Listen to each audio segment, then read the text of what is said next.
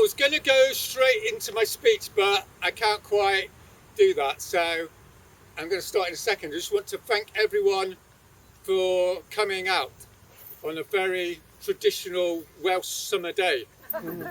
Thank you very much. What I want to tell everyone, and I think you already know it, is that in the next generation or two, billions of people on this planet are going to starve to death.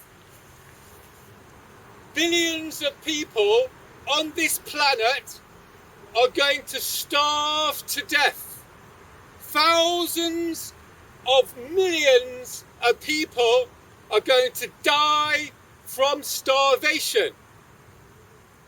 And every morning I wake up and I ask myself the question, is this real or isn't it real? Because if it's not real, that's absolutely fine by me. I've got lots of things to do. I want to spend time with my kids. I need to go back to my farm. I want to leave it up to Greenpeace and Friends of the Earth. If millions and billions of people aren't going to be starving, that's fine. But maybe it's true that billions of people are going to starve to death in the next 2 or 3 generations.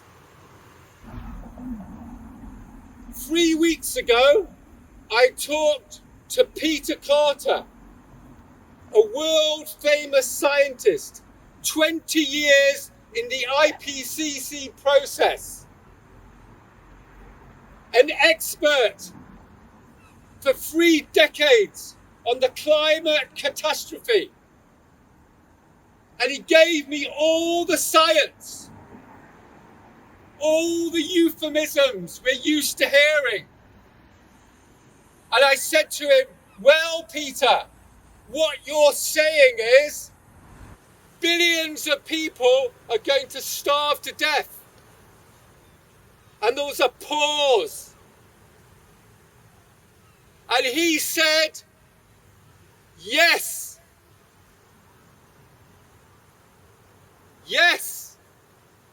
An expert.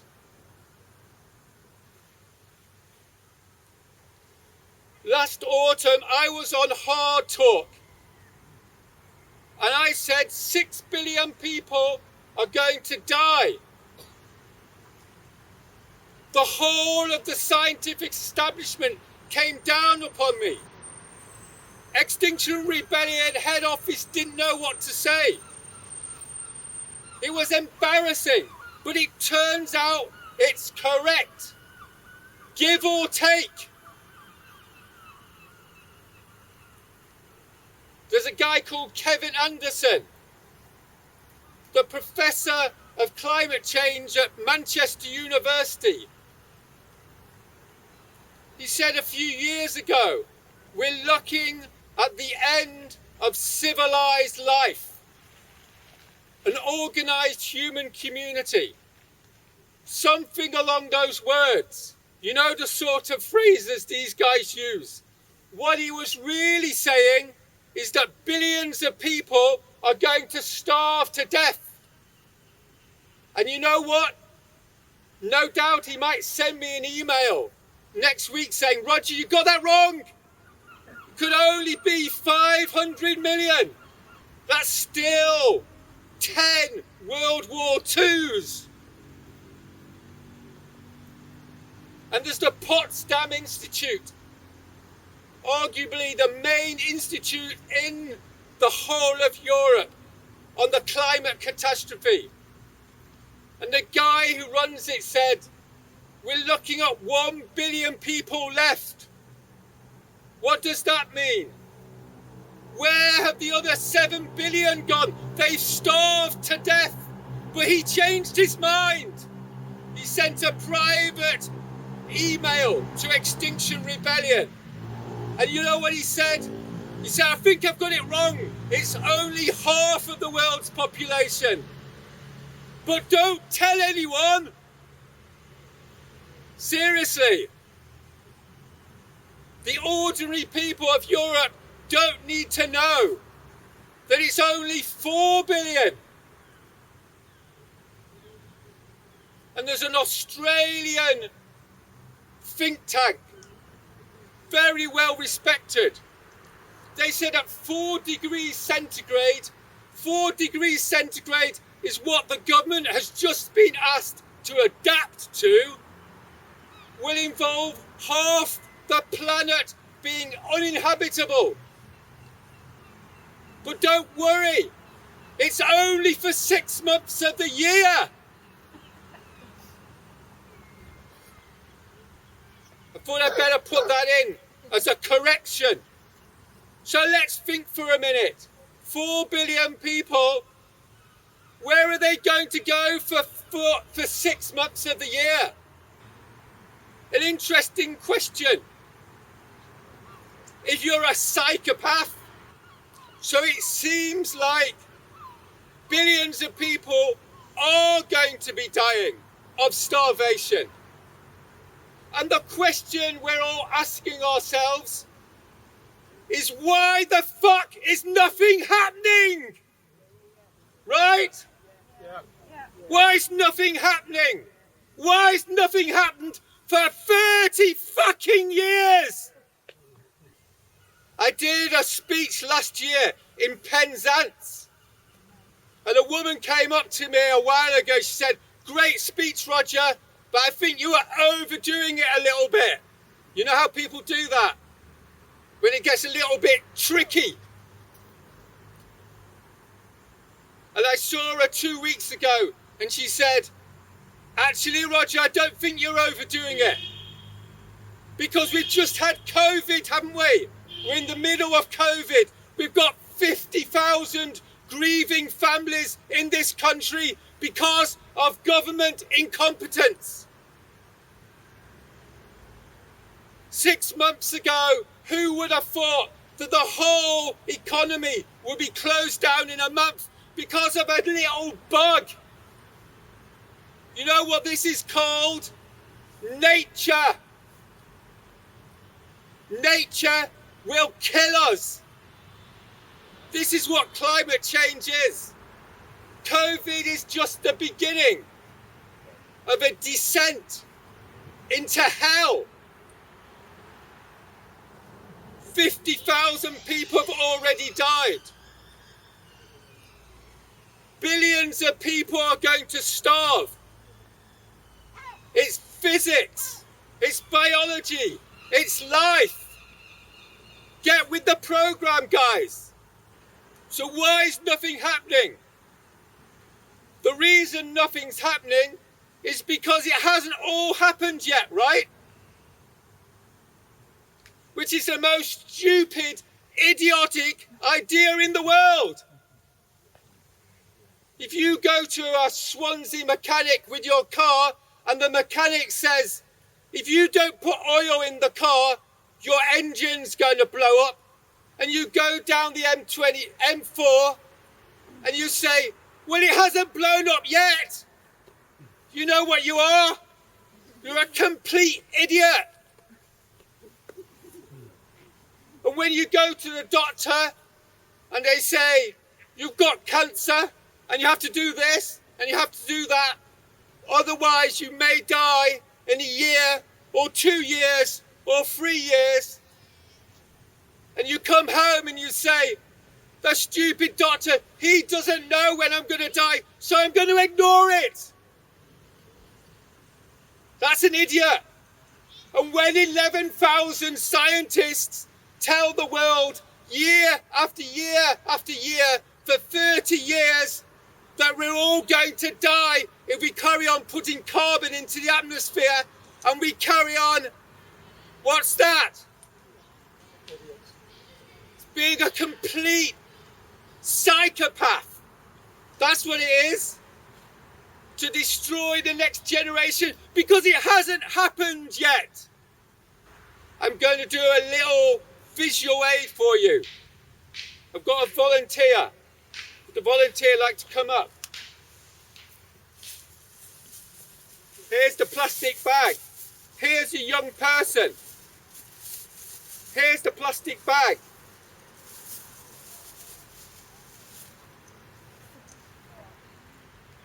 Some visual aid.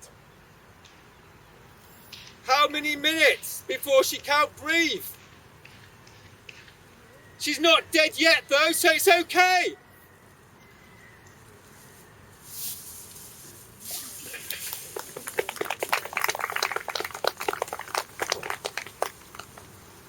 You know what people are going to say? Great speech, Roger, but the bit with the plastic bag, that was a little bit bad taste. I'll tell you what bad taste is. It's writing those articles that say the next generation is going to starve to death. And that is of concern. Have you read those articles? Nature is being destroyed and it's of concern to us. That's what I call bad taste. And those articles with the quote from Friends of the Earth or Greenpeace at the bottom saying the next generation is going to starve to death, and that shows lack of ambition. Lack of ambition. What the fuck? What are these people on? The biggest crime in the history of humanity. And they're told lack of ambition. And then there's all those science articles, aren't there? The whole fucking thing's fucked. And so this is what policy makers need to do. We've heard this for 30 years. Policy makers should do X, Y, and Z. That's what I call bad taste. We know what policy makers should do. They should hand themselves in and be put on trial for betraying the next generation, the next 1,000 generations.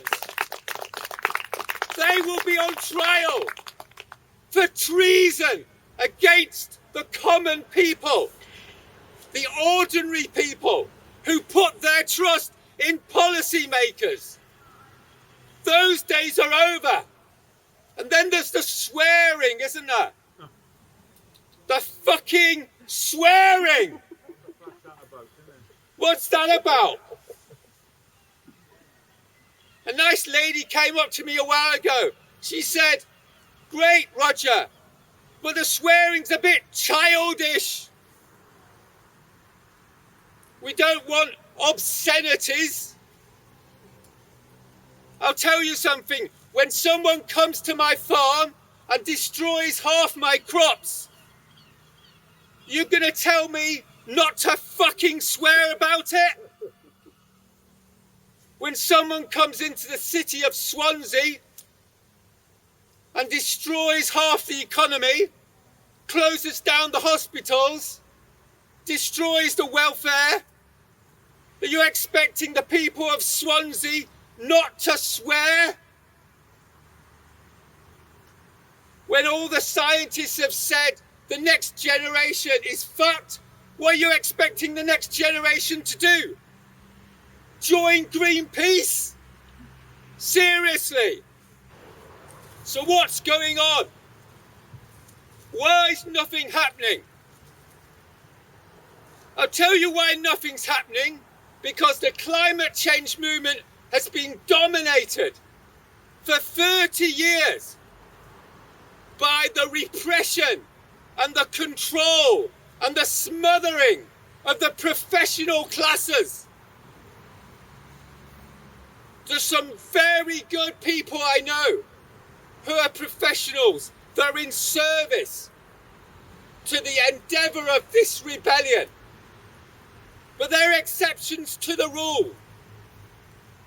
What's been happening, and what's been happening for 30 years, is people have been saying, no, no, no, Roger.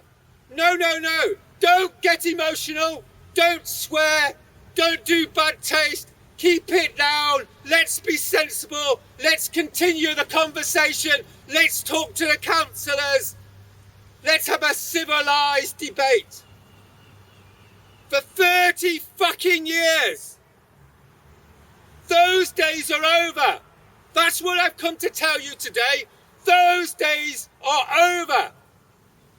The people that have joined XR, that want to turn it into a talk shop, they want to create all these rules. Extinction Rebellion is a rebellion.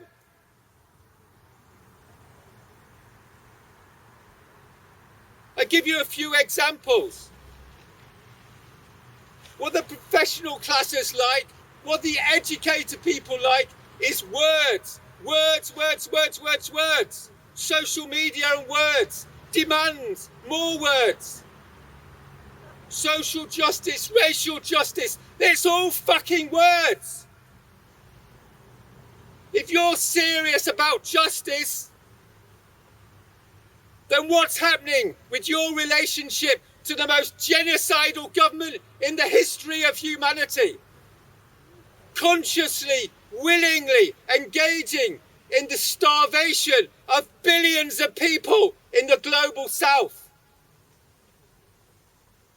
If you want to be into justice, I suggest you go into rebellion. And what does rebellion look like? It's nothing to do with words. If you go into rebellion, you will be arrested. You will be imprisoned. No, no, no. Let's keep it on the words. The other thing that the professional classes can't handle is death. Death. It's all around us. My father died. I sat by him as he died. My mother died. I sat by her. Death, it happens. Ordinary people can handle it. But professional classes can't handle it. They can't talk about it. They have to take it out. They have to erase it. Anything that's real, rape, sex, shit, death, it's all got to be erased. Because God help us, if we actually were connected with nature, connected with death, maybe we'd actually rebel. When I did the first Heading for Extinction talk, I said that the Nazis invaded Russia. They captured 3 million Russian Soviet troops. They took them to the prisoner of war camps and they starved them to death in 3 months. 3 million people died in 3 months. This is what people are capable of when the shit hits the fan. And 4 years later, the Soviets invaded East Germany. In a matter of months, they'd raped 2 million German women. It only came out 15 years ago. Because the professional classes don't want you to know that when the shit hits the fan, people get raped. People get slaughtered. This is what I mean by emotions, by getting real. This is why we don't have a rebellion. Because we're still floating around. Because what these people do is everything is designed to stop people from acting, to stop action. We've got to have meetings and processes about processes, and processes about processes about processes. We can't leave people out. Everything has to be right. In the meantime, billions of people are going to starve of death. I want to say something about the history of political action in this country, in Wales. Because we're part of a history. We didn't just appear. In 1831, there was an uprising in Merthyr. 10 years later, there was an uprising in Newport. In the late 19th century, there were strikes and more strikes. In 1900, there was a general strike in this country. In 1926, there was a general strike in this country. This country was built by working people. This is why we're standing here today in relative comfort, in relative liberty. Because people sacrificed through collective action, through rebellion, through uprisings, through strikes. And then someone has this idea that you only need to get arrested if you want to. Where did that come from? What tradition did that come from? When those Welsh workers went on strike, it wasn't an option. It was everyone out, because you were part of a community of struggle. That's the tradition we come from. That's the tradition that's been lost. I tell you a story about King's College. When I went to King's College, I had the option to go and pour paint on the central hall. And I could have said to people, you know what? I only want to do it if I want to. And I don't want to because I poured all my own savings into this degree. But I didn't. I decided to do it because it had to be done. Even if they threw me out, I decided to do it. And they did throw me out. Twice. And then I had the option to go on hunger strike. And I could have said, you know what? My accommodation is really insecure, so count me out. But I decided on something more important, which was a college that is investing in the murder of their students. So I went on hunger strike. And you know what happened? I got thrown out of my accommodation. I slept in my car for 3 years. But I didn't get into some self-pity. I didn't think I was some hero. Because billions of people in this world do the same thing every night. So when you go down to London and you got arrested once and you're thinking, I have to get home to my kids, ring them up and say, kids, I'm here to save the next generation from genocide. And once you've been arrested once or twice, and you have to say, I've got to go home because I'll lose my job, ring your boss up and say, I'm here to stop the biggest crime in the history of humanity.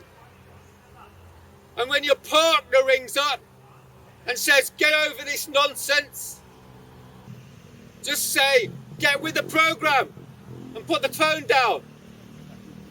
There's something more important, right?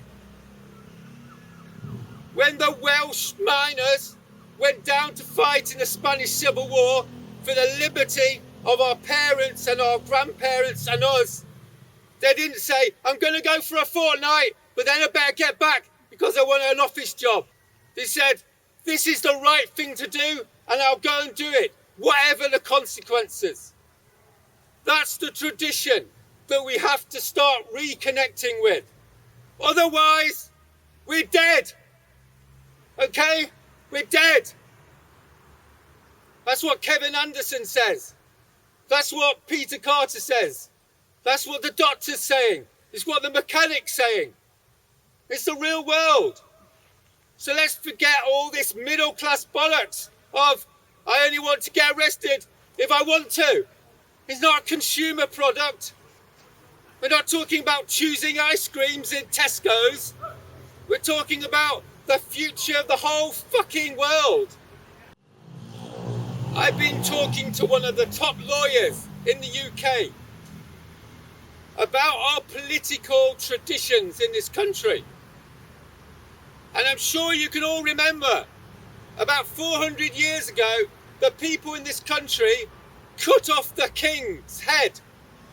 You remember that one? He didn't have an option, by the way. Do you know why? To establish a sacred principle that no man has the right to pillage, rape and kill his population at will for his own entertainment.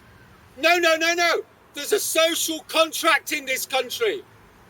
You know what the social contract says? The government's there to protect us. That's what the government's there to do. That's their side of the contract.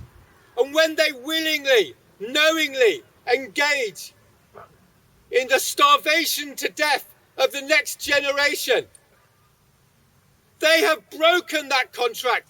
They fucking shattered it. Right? And when they shattered that contract, we have the right to break the government's laws, to bring that government down. And for 300 years, we haven't had a government that intends to destroy the British nation, the British society in a generation. But we've got a government now that intends to do that. So we have to remember that we have a sacred right, and, might I add, an indispensable duty to bring down the government. That's the phrase, a sacred right and an indispensable duty. So when you phone your boss up, when you're down in London in September, tell him, I've got an indispensable duty to be here. And then put the phone down. Because millions of people gave their lives because they had an indispensable duty to keep this society on the go. And this government is in the process of betraying the generations of blood, sweat and toil that were put into creating all we have now. And in the next 20 years, we're going to throw it all away. That's the plan, right? There's all these sophisticated people in London, and they ring me up and they say, Roger, great job, but you've got to give people good news. Otherwise you upset them and they'll go away. I've been upsetting people for 2 years now. That's how Extinction Rebellion was built, on upsetting people. But there's still this idea, in, dare I say it, the North London professional classes who phone me up to give me advice, say, you've got to give people the good news. There's no good news. Okay? There's no good news. That's the truth. It's gone. It's fucked. Sorry. Do you want me to lie?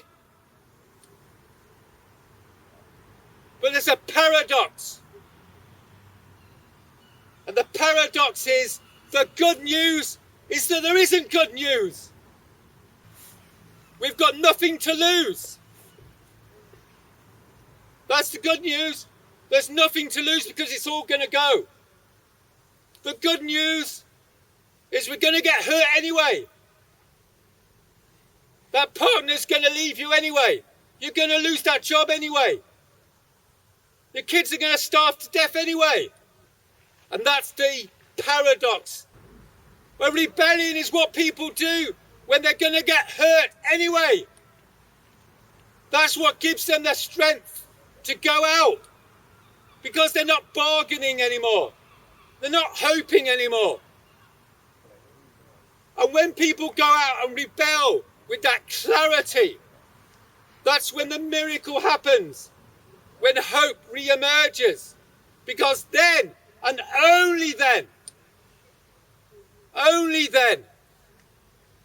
will we deserve a little bit of hope. When people go out and rebel, regardless of whether they lose their jobs, regardless of what happens with their kids, regardless of what happens with their families. When they go out and rebel and go on hunger strike, when they get arrested, when they go to prison, only then will there be a little glimmer of hope. I want to finish off by coming back to this question of tradition.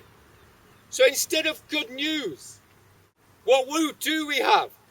We do have a tradition. We have the potential for community. You can't take that from us. We have a history. This country was built on a tradition, on a class of people, on ordinary people. And we know what's happened, don't we? For 30 or 40 years, the ordinary people of this country, the working people of this country, have been told, you don't count. The people with all the money count, but you don't count. You're disposable. You can lose your jobs. You can rot in the housing estates, in the valleys. You're not important anymore. Times have moved on. The professional classes are in control. Well, what do we know? We know the professional classes have completely fucked up. And now what do we know? We know in COVID it was a big lie because suddenly all those disposable people have suddenly become essential. Have you noticed that? Yeah. The women at the supermarket checkouts, they've suddenly become essential. Surprise, surprise, someone has to do it. The guys that are cleaning the streets are suddenly essential. The lorry drivers are suddenly essential. The farmers, suddenly we become essential. So this is what we need to do, is forget about the professional classes in the universities. They've got the skin in the game. They're not going to be rebels. The people who are going to be rebels are the ordinary people of this city, the ordinary people in the Welsh valleys. We need to get out and talk and speak the truth to these people and say, you have been betrayed. You know you've been betrayed. And the final betrayal is the climate murder project. And it's time to rebel. It's time to reconnect with that tradition from Merthyr and Newport and the general strikes. Because that's the only thing that will save us. We need to say to these guys, step up. We all know the saying, the first will be last, and the last will be first. It's biblical, right? The situation we face is biblical. Let's read a little bit of the Bible for inspiration. What we need to say to these people is step up into your power. Don't let that Roger Hallam make all the fucking speeches. He's rubbish. How do you think these people got the courage? Through oratory, through people standing up and speaking their truth, incoherently but passionately. That's what we need. We need people to do public meetings, to tell people what's going on, to step up. We need people to step up and give their testimonies, like the good old days, before fucking social media. That's what gets people motivated. Emotion, community, solidarity. That's what we need. And Larry Kramer, the great Larry Kramer, the great AIDS activist in New York, you know what he said? He said, you better get powerful, otherwise you're gonna die. You're gonna have to get powerful, people. You're gonna have to step up. You're going to have to speak your truth. I haven't got a big flowery end for you. When you do your speeches, you can do that. The reason is something we all know, which is words are cheap, right? I can stand here and make as great a speech as you like, but it means fuck all if I'm not doing anything.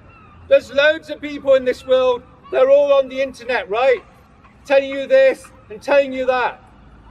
But what's going to change this world is action. Action. Action. I'm going to go to London. And I won't be coming back until the government decides to get its shit sorted. Or I'm in prison. One or the other. I'm not coming back unless one of those two things has happened. I'll be going down and throwing paint on the buildings where people are planning the death of my children, the death of my farm, the death of Wales. You might think I'm a little bit het up. No? Actually, I'll confess something. I'm quite enjoying myself recently. Do you know why? Because I'm calm, believe it or not. I'm not desperate anymore. I'm not trying to bargain with people. I'm not trying to get an official position in XR anymore. I'm not trying to impress people. I'm doing what is obvious, which is rebelling. And that gives me a sense of freedom. A sense of freedom from the stress of denial, the stress of lying to myself. We all know what we mean, right? But when you decide to rebel, you are free. That's what I invite you to. And like the great American civil rights slogan, we are free. Free at last. Free at last. I'll see you all in London. Thank you very much.